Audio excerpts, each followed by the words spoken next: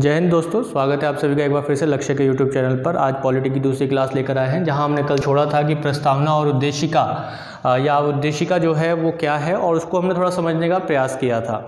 इसके साथ ही पहली वीडियो पे आप लोगों के लाइकिंग बहुत अच्छी रही, उसके लिए बहुत बहुत धन्यवाद। और आप लोगों ने अच्छे कमेंट्स भी दिए हैं, जिसमें से कुछ लोग जैसे काजल राजपूत हैं, उन्होंने कहा कि ये इसको पूरा हम लोग करेंगे, और बिल्कुल हम इसको जो है पूरा करेंगे। उनका कमेंट अगर हम देखें, और एक कमेंट जो है पूनम गौतम जी का है, जिन्होंने कहा है कि ज्योग्राफी क्लास भी शुरू की जाए, तो जल्दी ही करेंगे, उसको भी शुरू करेंगे। बस आप लोगों का प्यार और स्नेह मिलते रहना चाहिए कि आप लोग ज़्यादा से ज़्यादा हमारे वीडियो को शेयर करें, लाइक करें, और अपने दोस्तों में भी रिकमेंडेंस करें हमारी वीडियो का, ताकि वो लोग भी जुड़े सकें हमारे चैनल के साथ, ताकि हमारा मनोबल बढ़ सके। और जितने ज़्यादा व्यूज़ हमारे बढ़ते चले जाएंगे, आप लोगों को उतनी ही अच्छी सर्विसेज आपको मिलती चली जाएगी। क्योंकि एक टर्म होता है कि एक मनोबल बढ़ता है जब आप लोग हमें अप्रिशिएट करते हैं। शुभम कुमार हैं, उन्होंने काफ़ी अच्छा अप्रिशिएशन दिया है, और राहुल सिंह, ऐसे बहुत से लोग हैं जिन्होंने जो है कमेंट किया है, जैसे कि मैं देख पा रहा हूँ, और काफ़ी उन्होंने अप्रिशिएट किया है सभी लोगों ने, बहुत उसके लिए बहुत बहुत धन्यवाद। तो आज हम अपना जो लास्ट छोड़ा था कमेंट सेक्शन जो छोड़ा था हमने कल, उससे आगे हम लोग आगे बढ़ते हैं कि प्रस्तावना को हमने समझने का प्रयास किया था। और प्रस्तावना को जो हमने लास्ट क्लास छोड़ी थी, वो छोड़ी थी संशोधन पर, कि इसके संशोधन को लेकर कुछ जो मामले थे, जिसमें मुख्य रूप से वेरुवाड़ी मामला था, वेरुवाड़ी मामला। तो वेरुवाड़ी संघ मामला या वेरुवाड़ी जो केस था वो 1960 में हुआ था, इस पर हमने बात किया था। और उसके बाद केशवानंद भारती जो मामला है, केशवानंद भारती मामला, तो ये 1973 में हुआ था। तो हमने इन दोनों के ऊपर बात किया था, डिस्कशन किया था कि जो अगर हमें प्रस्तावना में संशोधन करना है, तो जो संविधान का कौन सा अनुच्छेद है जो संशोधन की बात करता है, जो मैंने कल आप लोगों को बताया। तो इसको कमेंट बॉक्स में ही आप लोगों के लिए क्वेश्चन है, आप लोग जल्द से जल्द कमेंट बॉक्स में बताइएगा कि जो संविधान में संशोधन है वो संविधान के किस अनुच्छेद में दिया गया, संविधान में संशोधन की प्रक्रिया को जो है संविधान के किस अनुच्छेद में बताया गया, जिसको मैंने कल आपको बताया भी था।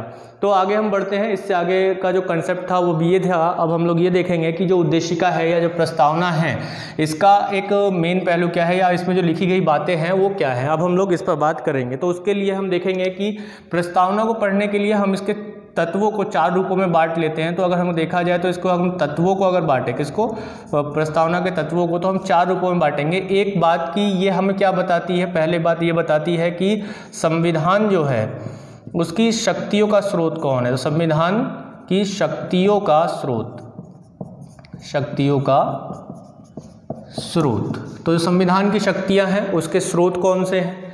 दूसरा कंसेप्ट जो कि हम देखेंगे, इससे हमें पता चलेगा कि जो हमारा संविधान है या जो भारत देश है उसकी प्रकृति कैसी है, उसका नेचर कैसा है। संविधान की प्रकृति ये क्या कहती है, यानी जो नेचर है, हमारा जो देश है, संविधान है, वो कैसा है, समाजवादी, पंथ निरपेक्ष, लोकतांत्रिक, गणराज्य, संप्रभु, तो ये जो प्रकृति को बताता है।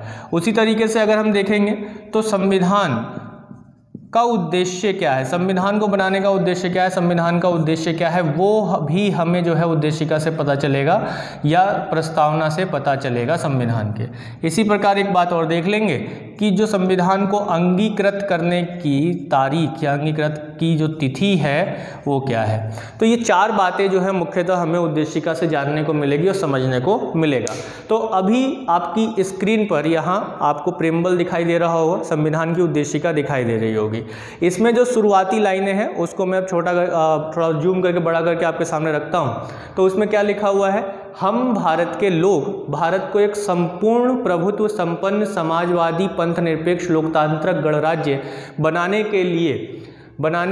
के लिए तथा उसके समस्त नागरिकों को। तो हम यहाँ तक अगर हम पढ़ते हैं तो इसमें सबसे पहली बात अगर हमें जाननी है वो ये जाननी है कि शक्तियों का स्रोत क्या है, क्या है, शक्तियों का स्रोत क्या है। तो इसके लिए अगर आप देखेंगे तो सबसे पहले शुरुआत में क्या लाइन लिखी हुई है, ये लिखी हुई है कि हम भारत के लोग। बड़े ही आसानी से अगर आप पूरे प्रेम्बल को पढ़ेंगे, समझेंगे, तो इन 4 तत्वों को समझ में आ जाएगा और सारे क्वेश्चंस अपने आप मिल जाएंगे। तो अक्सर एक क्वेश्चन ऐसे उठता है, प्रश्न ऐसे उठता है कि संविधान की शक्तियों का स्रोत क्या है, या संविधान को कहाँ से शक्तियाँ प्राप्त होती हैं। तो पहली स्टेटमेंट क्या लिखा हुआ है, हम भारत के लोग, यानी कि जो उद्देशिका है उसमें क्या लिखा हुआ है, हम भारत के लोग। तो जब हम भारत के लोग की बात करते हैं तो इसका मतलब क्या है कि हम भारत के लोग जो है वही संविधान की शक्तियों का स्रोत है। हमने संविधान को अंगीकृत किया है, आत्मअर्पित किया है, अधिनियमित किया है उसे, यानी कि जब तक हम संविधान को मानेंगे, उसके हर एक पहलू को, हर एक नियमों को मानेंगे,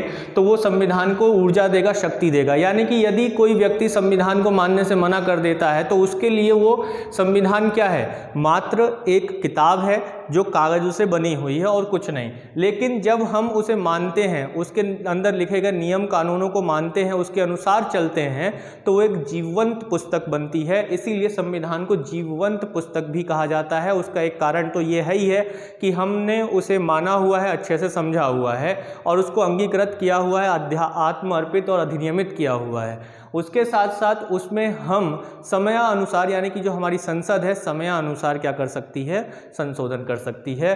और वो संशोधन किस अनुच्छेद में करेगी, इसका आंसर आप लोगों को कमेंट बॉक्स में देना है, वो मैं आप लोगों से पहले ही पूछ चुका हूँ। तो इसके बाद कि हम भारत के लोग, ये क्या है, इसकी शक्तियों का स्रोत है। किसकी शक्तियों का स्रोत है, संविधान की शक्तियों का स्रोत क्या है, हम भारत के लोग। तो वन बाय वन अब इन चीज़ों को देख लेते हैं। तो ये बात तो हमें पहला पॉइंट तो समझ में आ जाता है कि भाई भारत की शक्तियों का या संविधान का जो स्रोत है वो क्या है, हम भारत के लोग, यानी कि जो भारत की जनता है, भारत के जो लोग हैं, भारत के जो नागरिक हैं, वो भारत के संविधान की शक्तियों का स्रोत है, सरकार की शक्तियों का स्रोत है। यानी कि जो भी नियम लिखे हुए हैं संविधान में, उनकी शक्तियों का स्रोत कौन है, भारत के लोग हैं। तो अब हम जानने का प्रयास करते हैं जो दूसरा तत्व है, यानी कि जो संविधान की प्रकृति है वो क्या कहती है, जो हमें उद्देशिका से समझ में आती है। यानी कि हमारे देश का स्वभाव क्या है, से है ना, हमारे देश की प्रकृति क्या है। तो संविधान की जो प्रकृति है, अगर हम संविधान की प्रकृति की बात करेंगे,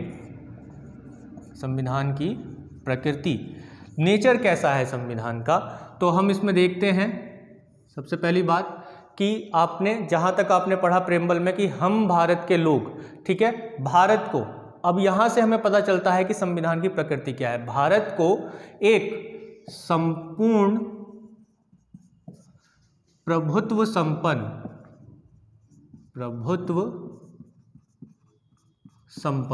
ठीक है दोस्तों। तो संपूर्ण प्रभुत्व संपन्न, यानी कि अगर मैं इसे एक शब्द में यहां लिख दूं तो संप्रभु, जिसको मैंने आप लोगों को पीछे समझाया भी था कि संप्रभुता का मतलब क्या हो गया, कि जब कोई देश अपने बाह्य और आंतरिक मामलों पर निर्णय लेने के लिए स्वतंत्र होता है, वह किसी भी देश या किसी भी व्यक्ति के अधीन रहकर कोई निर्णय नहीं लेता है। तो संपूर्ण प्रभुत्व संपन्न, और फिर इसके बाद समाजवादी है हमारा देश। फिर उसके बाद पंथ निरपेक्ष है, फिर इसके बाद क्या है, संपूर्ण प्रभुत्व संपन्न, समाजवादी, पंथ निरपेक्ष, लोकतंत्रात्मक गणराज्य है।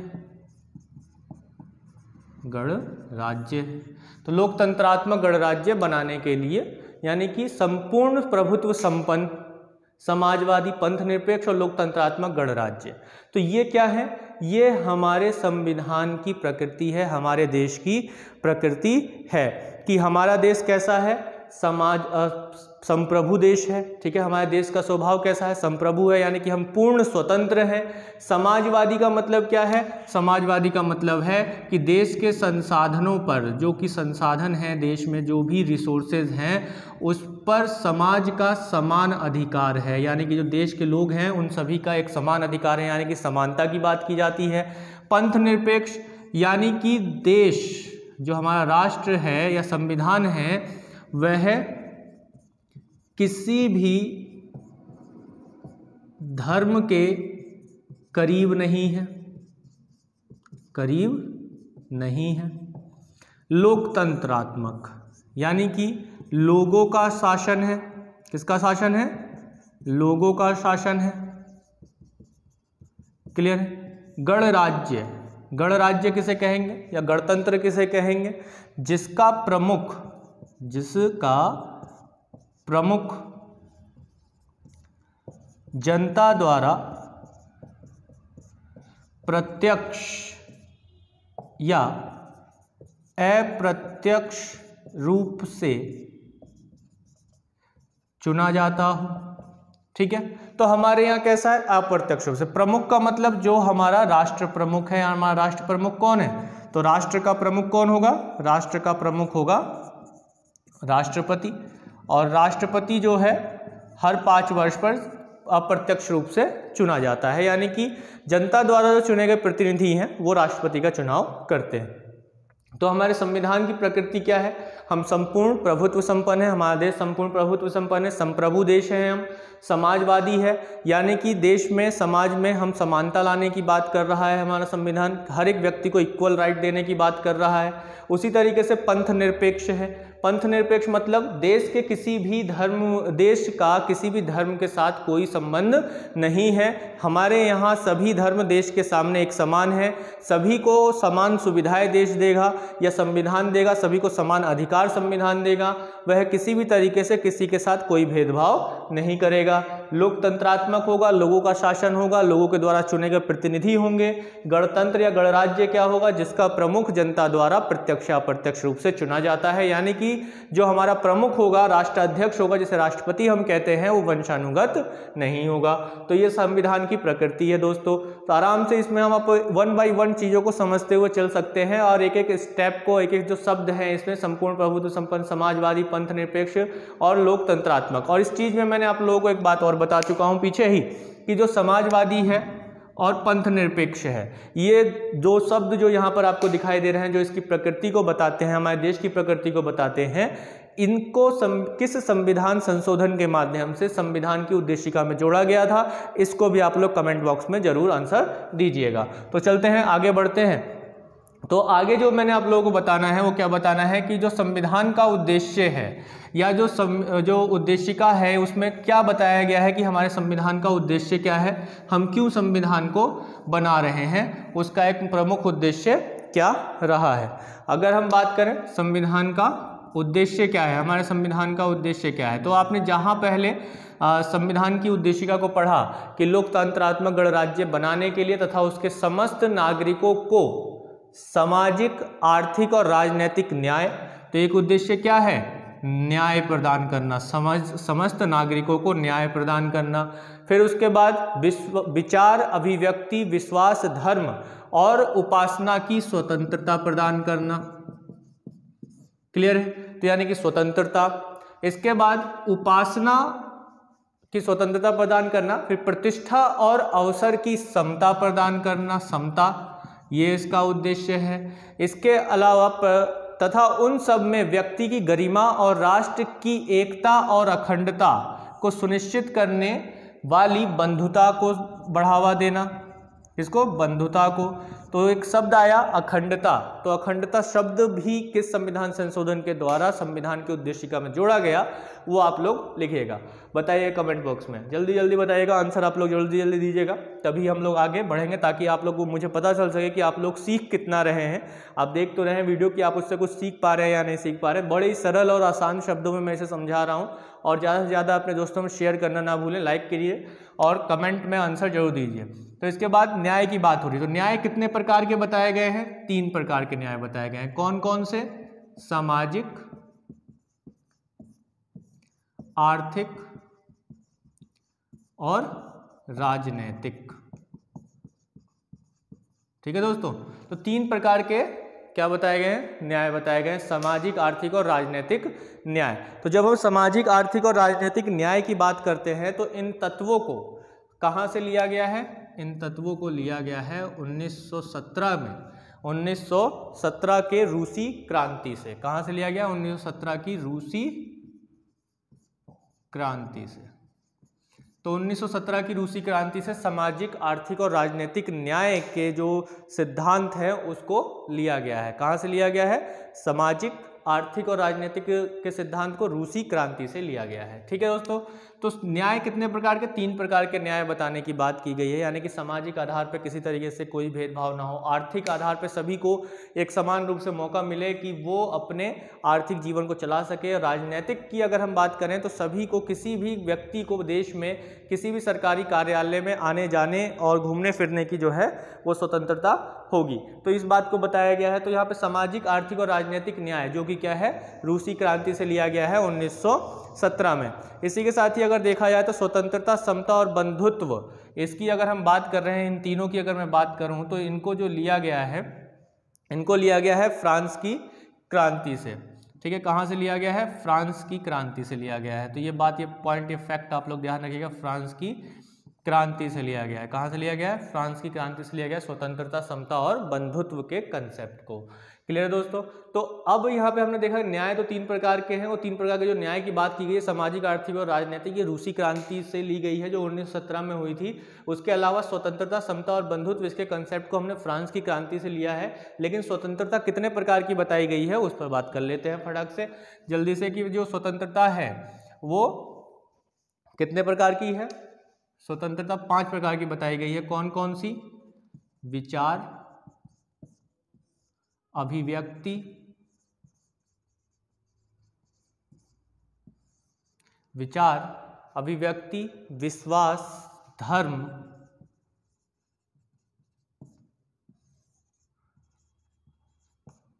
उपासना,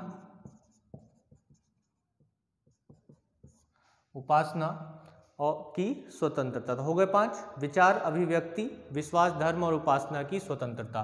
तो स्वतंत्रता ये 5 प्रकार की बताई गई। तो विचारों की और अभिव्यक्ति की स्वतंत्रता, इन सब चीज़ों पर मैं कमेंट आगे आप लोगों को बताऊंगा कि कैसे ये मूल अधिकारों से जुड़े हुए हैं। यानी कि अगर आपने उद्देशिका को समझ लिया, उसके उद्देश्य को समझ लिया, तो आप अधिकांश जो पहलू हैं मूल अधिकारों को वो आपको समझ में आ जाएंगे। जैसे अगर आप लोगों ने थोड़ा बहुत पढ़ा होगा तो विचार और अभिव्यक्ति की जो स्वतंत्रता है वो अनुच्छेद 19 में 1 में प्रदान की गई है। उसी तरीके से विश्वास, धर्म और उपासना की अगर हम बात करें तो इसका काफ़ी गहन पहलू निकलता है जो कि अनुच्छेद 25 में बात होती है। तो इस तरीके से हम ये देखते हैं कि यहाँ पर विचार, अभिव्यक्ति, विश्वास, धर्म और उपासना की स्वतंत्रता को बताया गया। इसी तरीके से समता की अगर हम बात करें तो कितने प्रकार की समता है? समता जो बताई गई है कितने प्रकार की है? प्रतिष्ठा और अवसर की समता, प्रतिष्ठा और अवसर की समता, यानी कि सभी को एक समान रूप से देखा जाएगा, उनके साथ कोई भी भेदभाव नहीं किया जाएगा, सभी को एक समान रूप से अवसर प्रदान किए जाएंगे। और बंधुत्व की बात करें, बंधुता की बात करें तो बंधुता में क्या कि राष्ट्र की एकता, यानी कि व्यक्ति की गरिमा, पहले तो व्यक्ति की गरिमा की बात हो रही है, फिर राष्ट्र की एकता की बात हो रही है, फिर इसके साथ ही अगर हम बात करें तो अखंडता की बात हो रही है। इन तीनों से क्या सुनिश्चित होगी? बंधुता सुनिश्चित होगी, यानी लोगों के बीच में भाईचारा बनेगा। तो व्यक्ति की गरिमा, राष्ट्र की एकता और अखंडता। तो जो अखंडता शब्द है ये किस संविधान संशोधन के माध्यम से जोड़ा गया? कमेंट बॉक्स में जरूर बताइएगा। तो ये एक पहलू है, या कहा जाए कि जो संविधान का उद्देश्य है वो क्या है? न्याय, स्वतंत्रता, समता और बंधुत्व को बढ़ावा देना, लोग हमारे देश में इन सबको सुनिश्चित करना। और न्याय में भी सामाजिक, आर्थिक और राजनीतिक न्याय जो कि रूसी क्रांति से प्रेरित है। स्वतंत्रता 5 प्रकार की बताई गई है, विचार, अभिव्यक्ति, विश्वास, धर्म और उपासना, ये प्रश्न कई बार पूछे गए हैं। समता की बात करें तो प्रतिष्ठा और अवसर की समता बताई गई है, किसमें? संविधान की उद्देशिका में। इसी तरीके से बंधुत्व की बात करें तो व्यक्ति की गरिमा, राष्ट्र की एकता और अखंडता, ये सुनिश्चित करेंगे, ये तीनों सुनिश्चित करेंगे क्या? देश में बंधुता, यानी लोगों के बीच में जो भाईचारा है उसको ये सुनिश्चित करेंगे। ठीक है, अब इसके बाद हम देख लेते हैं जो इसका अंतिम तत्व था, क्या था कि जो तिथि है, जो तारीख है संविधान को अंगीकृत करने की, वो उद्देशिका में क्या मेंशन की गई है। अगर हम देखें तो हम पाते हैं कि जो, अगर आप नीचे की तरफ पढ़ेंगे संविधान की उद्देशिका में, थोड़ा आगे पढ़ेंगे, इसके बाद एकता, अखंडता को सुनिश्चित करने वाली बंधुता बढ़ाने के लिए दृढ़ संकल्प होकर अपनी इस संविधान सभा में आज तारीख 26 नवंबर, तारीख क्या बताई गई है? तिथि क्या बताई गई है? तिथि बताई गई है 26 नवंबर 1949। 26 नवंबर 1949 को क्या किया गया है? संविधान को इस संविधान सभा द्वारा अंगीकृत, अधिनियमित और आत्मर्पित। तो हमारी संविधान सभा ने, यानी कि भारत के लोगों ने, शुरुआत, पहली लाइन पढ़िए कि हम भारत के लोग, अब बीच में की लाइनों को छोड़ दीजिए और फिर देखिए कि इस तारीख को संविधान सभा में आज तारीख 26 नवंबर 1949 को क्या किया जा रहा है, इस संविधान को अंगीकृत, अधिनियमित और आत्मर्पित किया जाता है। तो एक जो तारीख बताई गई है वो क्या तारीख बताई गई है, 26 नवंबर 1949 की तारीख बताई गई है।